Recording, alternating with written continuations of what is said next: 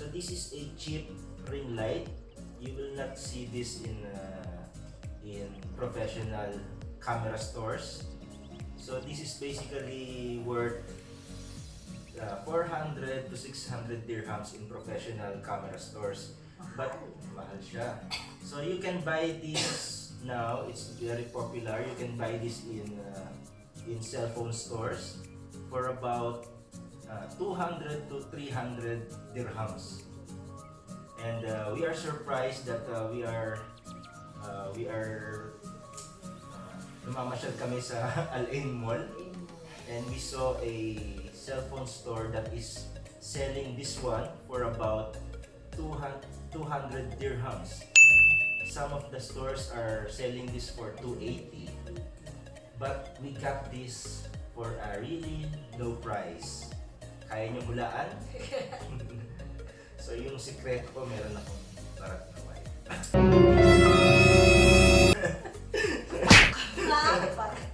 So she literally haggled with the seller for about 10 minutes just to get this ring light. They haggled for about 180 dirhams, but my wife did not agree. So guess what? Guess what? What is the price of this ring light? 150. Yes, 150. So she said, I will not get this ring light if she will not get this for 150. And she won. And we got this. So now we will be unboxing this one. Let's see what's inside this one. Let's see if this is worth it. So it is very cheap. Let's do this. By the way, he bought this because he will use it sa photography niya. Yes. Sa mga photoshoot, like baby photoshoot, like this. So, binili niya. Kaya kailangan niya yun.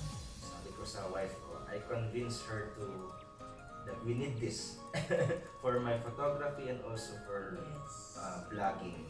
But we don't want to buy the expensive ones because the expensive ones cost about, what I told you is 400 to 600 dirhams. Pero smart buyer eh. Smart buyer eh. Smart buyer. Buti na lang meron akong smart buyer na wife.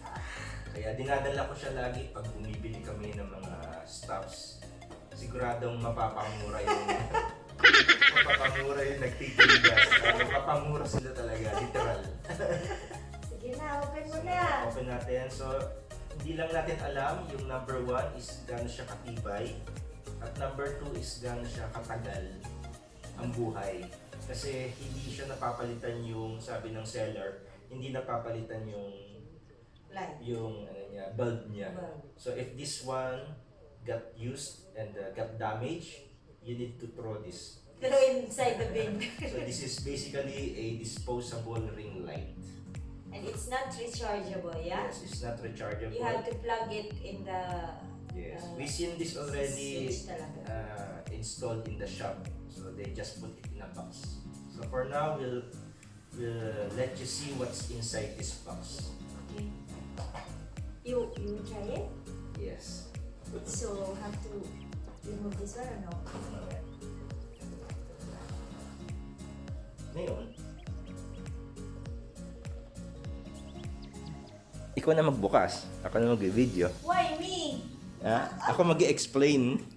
Bakit ako? Okay, so we'll open this one. As if I know this. As if I'm the one who will use it.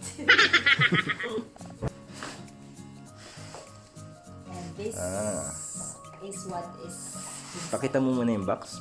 Okay, so we The have box this ring. Literally the ring. The box doesn't have any brand.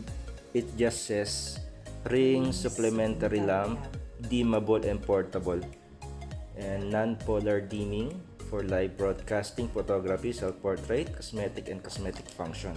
So wala this is what's na inside. siya. This is the ring. Ayun na siya. And this is the Adapter. adapter. You see the adapter. Oh, it's two-prong. You just have to connect it here so you can plug it in the switch, main switch. So this will be the adjust Control. control. Let me see the control. Control. Because So, later this is the we will control. try it, plug it inside in the switch. You will see how the color will change and how it brightens up or it lowers down The intensity. basta yun na yun. Basta yun. So- Hirap ma-English, no? So, where did... I don't know this. So now, meron siyang kasamang, it has included with the stand. Yeah, it has a stand, and this one for the cell phone, for the mobiles. You just have to Yes. connect it, you install it here. I don't know how exactly. Hindi pa, ano mo siya? Yan, ano mo lang siya, insert mo lang siya. Yes. Yan. Oh, but you forgot the ring. You put the ring inside the This one here? yes. Okay. Okay, before you insert that one. Okay, so this is it. You can adjust. This is only for the mobiles. Yes. And you can also put the GoPro there, I This think. is- you can I adjust don't it. it's you have to it's a little bit wider for the GoPro. Yeah, this is only for the mobile because you can adjust this one, insert your mobile, and then that's it. So you can turn it around on the way that you want it, and you can move it over there or backwards, forwards, or sideways. Any direction you want. So now let's see what is the stand. But yeah, here it's here, babe. You want to see the stand? What's this one? You will connect it here and then you can plug it now. Try it. Okay. So the stand basically is the tripod. It's Yes. a tripod and then you will remove it. So we will try later. So let's try to Let's put try this. The light. Wait, kasya kaya to dito? Ayun lang, dito lang. Uh-oh. So we don't have any two-prong. Uh-oh. Sorry. Hindi, this adapter is actually two-prong, and most of the wall sockets in Middle East is three-prong. So it doesn't fit. That's the downside of this device. So for now we cannot review. I will just edit this video, and next time I will show you how this ring light works. So for now, let's put on the stand. So this is the stand included in the ring light. Wait, sure ako.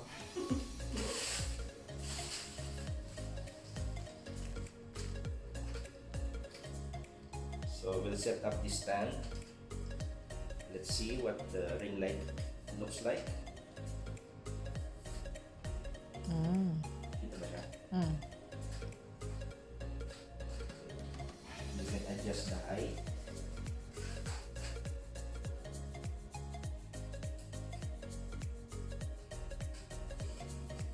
So it has 3 segments. And let's put the ring light.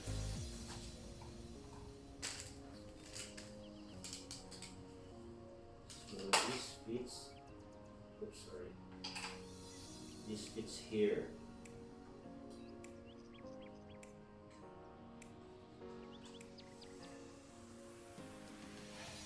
Okay, that's it. Then let's try putting one cell phone. It's a little wobbly. I already tightened the knob, but it's okay. Bakit ganyan? I don't know. I don't know why it's a little wobbly, but it's secured. So we'll try some cell phone. Cell phone. We'll try this one.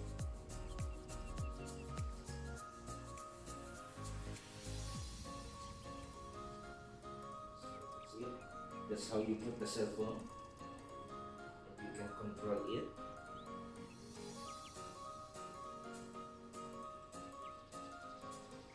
Okay, that's it. This is the cheap ring light. So next time I will demo how to use this, because for now I cannot use this because we are in a hotel and they provided an adapter with 2 prom, and the problem with that is that most Middle East country, included UAE, doesn't use 2 prom. You have to use an adapter.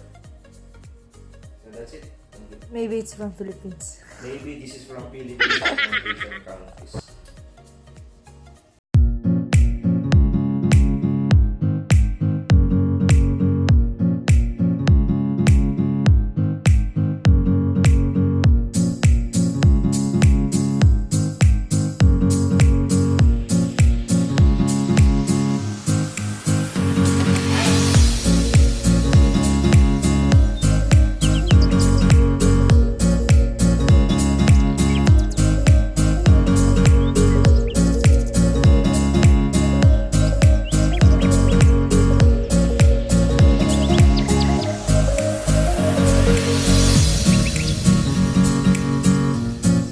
A few moments later.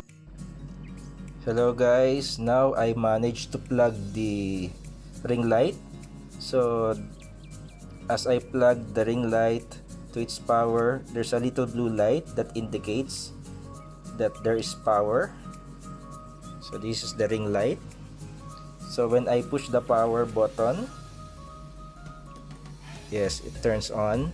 This is the maximum brightness of the ring light.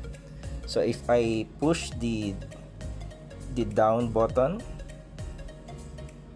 1 2 3 4 5 6 7 8 9 10. So there are 10 levels of brightness in this ring light.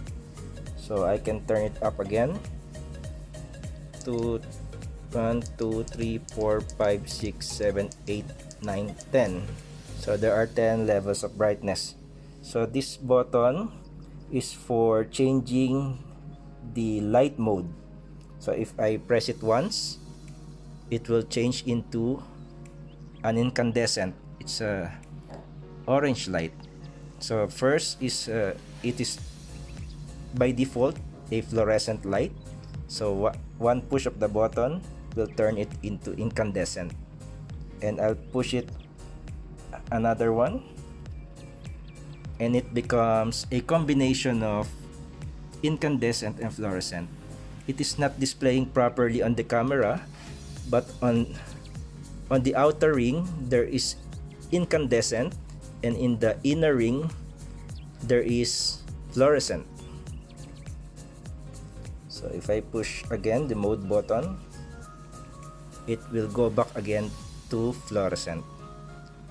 So that's it guys. This is how the ring light works. So watch out for our next videos, and I'll be using this ring light for my photography videos and for our future vlogs. So thank you for watching. God bless.